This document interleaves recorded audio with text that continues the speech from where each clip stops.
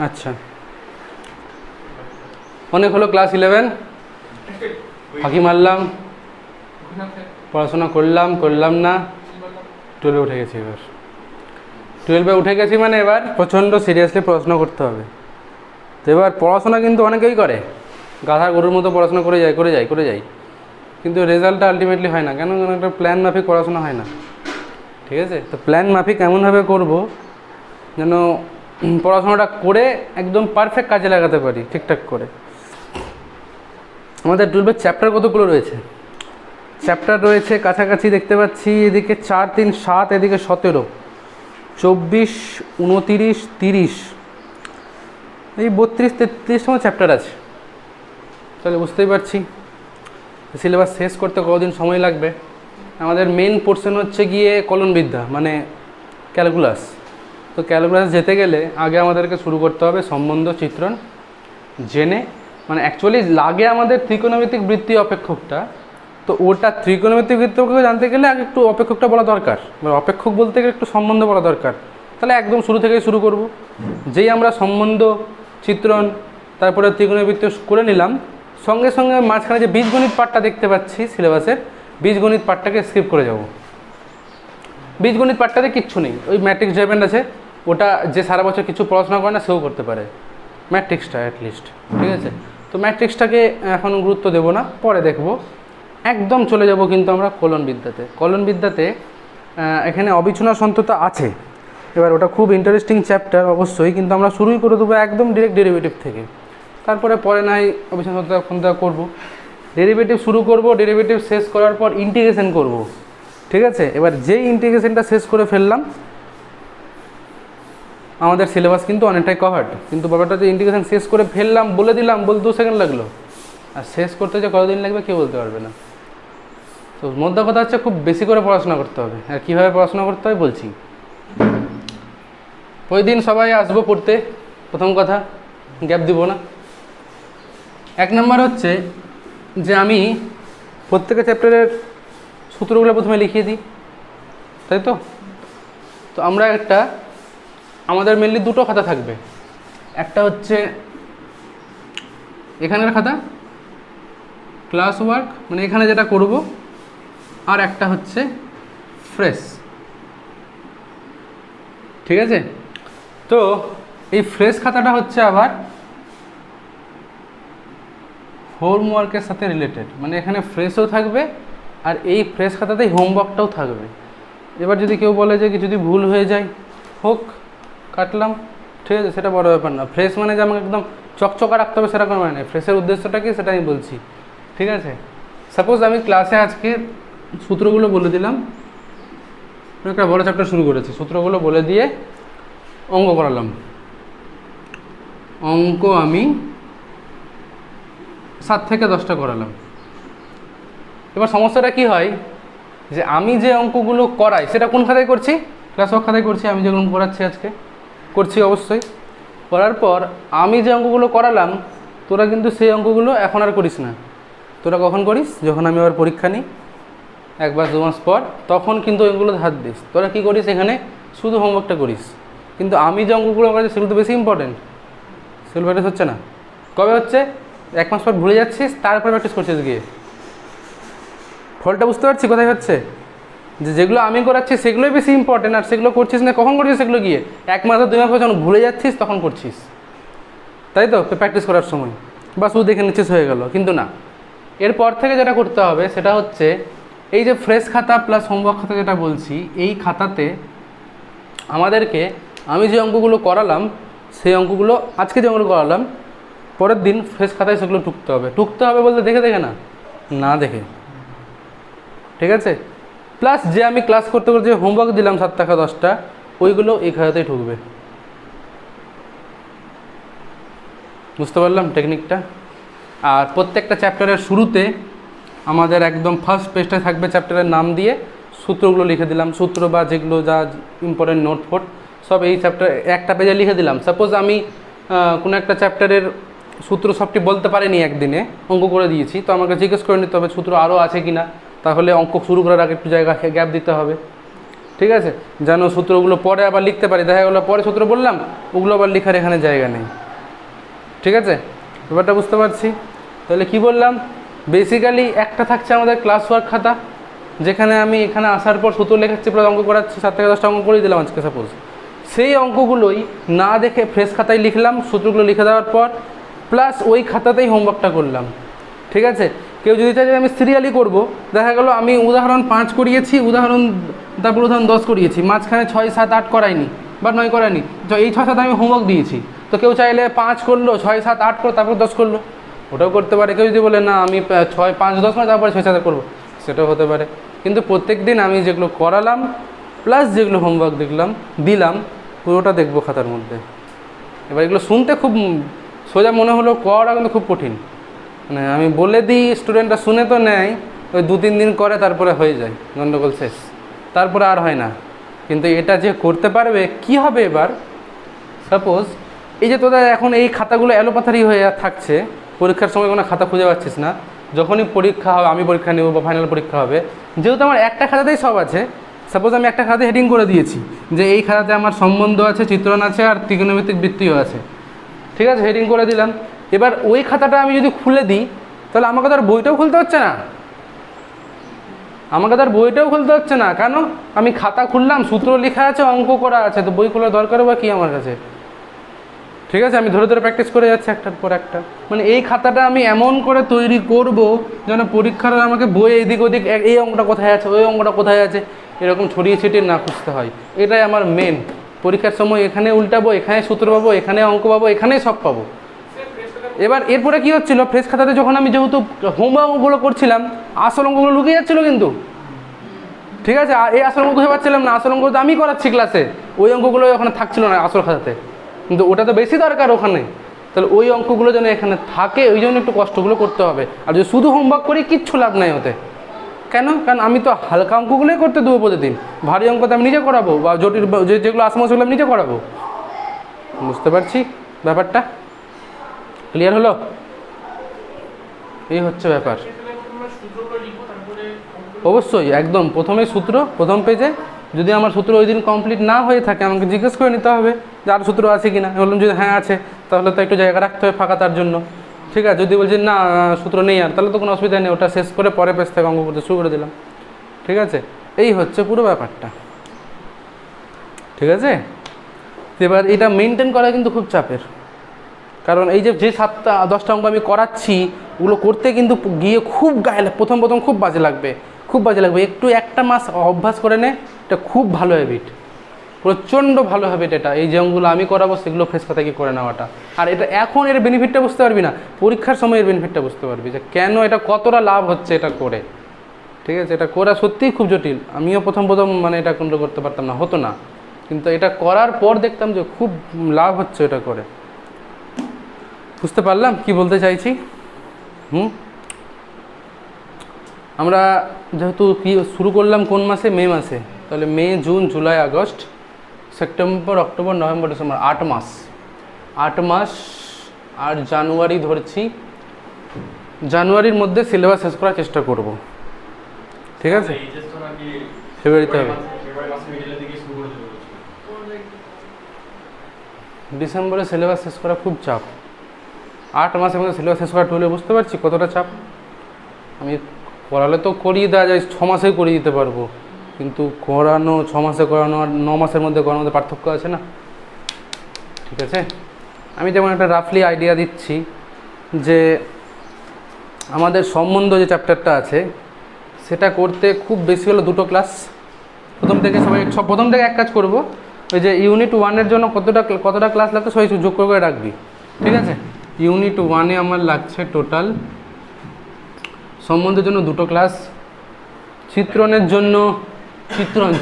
জন্য কমপক্ষে 3টে ক্লাস। ঠিক আছে, ত্রিকোণমিতিক বৃত্তি অপেক্ষকের জন্য 4টে ক্লাস, মানে 2, 3, 5 আর 6, 9টা ক্লাস ইউনিট 1-এই লেগে গেল। মানে 1 মাস এখানেই চলে গেল। না 1 মাস না, টাইম আছে এখনও। ঠিক আছে, এটা 9টা ক্লাস, তো এখানে একটু বাড়িয়ে আমি 10টা ক্লাস ধরে রাখছি, একটা ক্লাস এক্সট্রা, 10টা ক্লাস এখানে লাগছে। ঠিক আছে, ইউনিট 2-তে কি, ইউনিট 2 আপাতত, আচ্ছা ইউনিট 2 ধরতে তো হবে আলটিমেটলি, ধরেই রাখি। ইউনিট 2 ইউনিট 2-তে ম্যাট্রিক্স নির্ণায়ক, আচ্ছা ম্যাট্রিক্সের প্রকারভেদ ও ম্যাট্রিক্সের প্রক্রিয়া সমূহ, এটা আমার খুব বেশি হলে 3 দিন ধরছি। তারপর নির্ণায়ক করতে 4 দিন কমপক্ষে। আচ্ছা, আর তারপরে আছে ম্যাট্রিক্স, ওটা 2 দিন, মানে 3, 4, 7 2 দিন, আবার এখন 10 দিন ধরলাম। ঠিক আছে, হলো। এবার ইউনিট 3। ইউনিট 3-তে অনেক টাইম লাগবে। আচ্ছা, সীমাতে ছিল, আরেকটু এক্সট্রা শিখতে হবে। ঠিক আছে, মানে ওই সীমা, অবিচ্ছিন্নতা, সন্ততা, অবিকলন যোগ্যতা, এটা নিয়ে আমি পুরো 3টে ক্লাস ধরলে হয়ে যাবে। 3 থেকে 4টাই ধরলাম, 4টা ক্লাস, ওই পুরো এই প্রথম দুটো শেষ করতে। ডেরিভেটিভ কমপক্ষে 1 মাস চলবে। ডেরিভেটিভ 10টা ক্লাস তো লাগবেই, ডেরিভেটিভ ভালো করে করতে গেলে। ওটা পিলার আমার ক্লাস 12-এর, ওটা আমার ক্লাস 12-এর পিলার। ওটাকে যদি আমি না তৈরি করতে পারি তাহলে তো আমার সব বেকার, ওটাই আমার সব। হ্যাঁ, এটার পরে ডাইরেক্ট এখানে চলে আসবো। 4টা ক্লাস বাদ দিলাম তো, না এটা একদম করবো না, প্রথমেই চলে আসবে এখানে। হ্যাঁ, ডেরিভেটিভের। ঠিক আছে, ওটাই আমার সব। ওটা যদি আমি না ঠিক করে করাতে পারি তো আমি শেষ। ঠিক আছে, ওটা আমাকে আগে করাতে হবে, তারপরে আমি এদিক ওদিক দেখবো। 10টা ক্লাস তো যদিও না লাগে, 8টা ক্লাস তো 100% পৃথিবী উল্টে গেলেও লাগছে। 8টা ক্লাস লাগবেই 100%। আচ্ছা, 9টা ধরলাম না, এদিকে না ওদিকে 9টা ক্লাস। ঠিক আছে, ডেরিভেটিভ হলো। ও সেকেন্ড অর্ডার ডেরিভেটিভ নিয়ে এবার এই যে ইন্টিগ্রেশন শুরু হলো, এখানে ফেসে গেলাম। ফার্স্ট চ্যাপ্টারটা যেটা লেখা আছে অনির্দিষ্ট সমাকল, ওই চ্যাপ্টারটা করতে 3 দিন। 3 দিনে হ্যাঁ হয়ে যাবে। তারপরের চ্যাপ্টারটা আছে পরিবর্ত বা প্রতিস্থাপন পদ্ধতি, ওটার 2টো পার্ট আছে, তাহলে ওটাও 5 দিন। তারপরের চ্যাপ্টারটা আছে আংশিক সমাকলন, 4 দিন। তারপরে চ্যাপ্টারটা আছে একটি বিশেষ, এটা হচ্ছে গিয়ে কমপক্ষে 3 দিন। তারপর নির্দিষ্ট সমাকল অনেকটাই আছে, 5 দিন। নির্দিষ্ট সমাকল 5 দিনে হবে না, 7 দিন। অবকল সমীকরণ টোটাল চ্যাপ্টার হচ্ছে এখানে আমার 1 আর এদিকে 3, যদি পুরোটা থাকে ইনক্লুডেড 4টা চ্যাপ্টার টোটাল। আমি ধরছি এখন সব সিলেবাসে আছে, কি হবে না হবে এখন বলা মুশকিল, ধরছি সব সিলেবাসে আছে। তাহলে 7টা, আর অবকল সমীকরণে টোটাল 4টা চ্যাপ্টার আছে। 4টা চ্যাপ্টারে কমপক্ষে আমার 7টা ক্লাস বা 6টা ক্লাস তো লাগবেই। ঠিক আছে, তারপর কি আছে প্রথম ক্রম, হ্যাঁ ওটা হয়ে গেল। এই অন্তর্কলজের ব্যাখ্যা, আচ্ছা অন্তর্কলজের ব্যাখ্যা বাদ স্পর্শক অবিলম্বতে আমার 4টে ক্লাস। স্পর্শক অবিলম্ব, বর্ধিষ্ণু ক্ষয়িষ্ণু 5টা ক্লাস। এই 5টা না, বর্ধিষ্ণু ক্ষয়িষ্ণু না, ওই জন্য 3টে ক্লাসে হয়ে যাবে। তারপর চরম মান অবম মানে 6টা ক্লাস, 6টা না হলো 5টা তো অবশ্যই। চরম মান অবমান একটু স্টার করে রাখ, ওটা ক্লাস 12-এর সবথেকে জটিল চ্যাপ্টার, চরম মান অবমান। ঠিক আছে, ক্ষেত্রফল রূপের নির্দিষ্ট সমাকল 4টে ক্লাস। হ্যাঁ, কতদিন হলো এখানে দেখি? 13, 16, 21, 25, ভুল লিখে রাখছিস তো, ভালো করছিস। 13, 16, 21, 25, 28, 35, 41, 45, এদিকে 56, 60খানা ক্লাস, মানে 5 মাস তো এখানেই শেষ। 5 মাস না, এখানে 2 মাস আছে, 5 মাস তো এখানেই শেষ। তাহলে আমি কি করব? আমি কি করেগা? ভেক্টর বীজগণিত বলছি। ছুটি তো আমি দিই না, ওই মাসে একটা ছুটি, খুব বেশি হলে মাসে একটা ছুটি হয় আমার।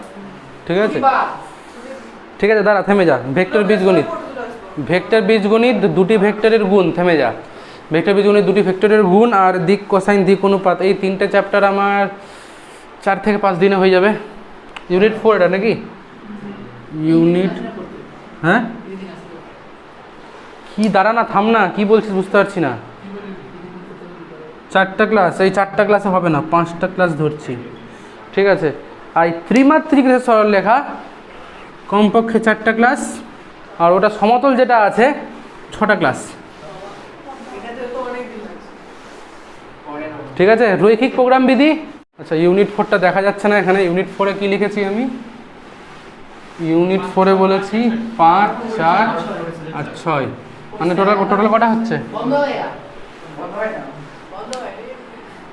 ও যাই হোক, ইউনিট 3-তে বলেছেন টোটাল 7টা ক্লাস টোটাল। ঠিক আছে, ইউনিট 4-এ বলছি 5, 4, 6, মানে হচ্ছে গিয়ে 9, 6, 15টা। ইউনিট 5-এ মাত্র 2টো ক্লাস। হ্যাঁ, 2টো ক্লাস লাগবে, ওটাতে হয়ে যাবে। 2টো বা 3টে ধরছি, থাক সেফ থাকার জন্য। ইউনিট 6 সম্ভাবনা। সম্ভাবনা যদি থাকে সিলেবাসে পুরোটা, তাহলে আমি মরে গেলাম। যদি 3 চ্যাপ্টার যদি থাকে, মানে সম্ভাবনা, সসম্ভব চলকতার বিভাজন, তারপরে দ্বিপদ বিভাজন, তাহলে কমপক্ষে এখানে আমার 10টা ক্লাস লাগবে। 9টা ক্লাস তো লাগবেই। বললাম যদি পুরোটা থাকে, 9টা না, আচ্ছা 8টা ধরলাম, কিন্তু লাগবে। এই 8টার কমে আমি করাতে পারবো সম্পূর্ণ না। ঠিক আছে, এবার যোগ করি। আলটিমেটলি দাঁড়াচ্ছে কটা? 10 2 20, 80, 88, 91, 106, 114টা ক্লাস টোটাল। ইউনিট 4টা এখানে দেখা যাচ্ছে না তাই। ও আচ্ছা, এখানে যোগ দুবার হয়ে গেছে নাকি?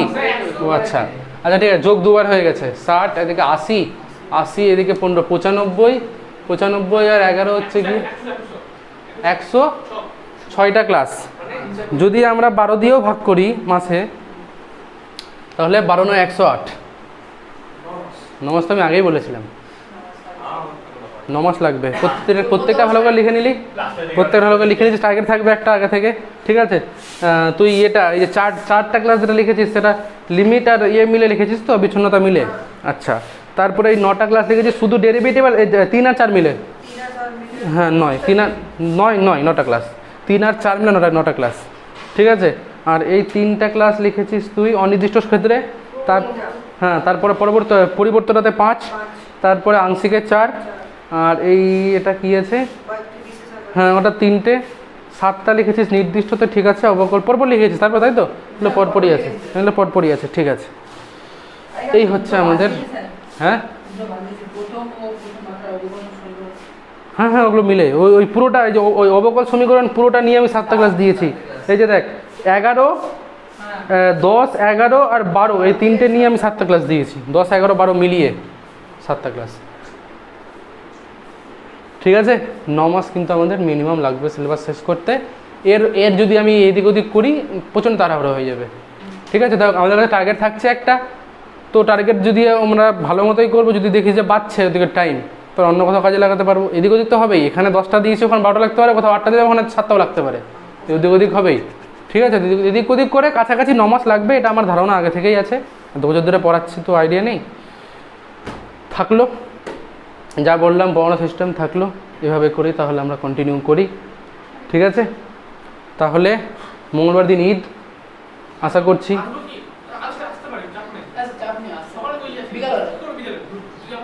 ও বিকালে? সমস্যাটা হচ্ছে চিরঞ্জিত তো এখনো আসছে না।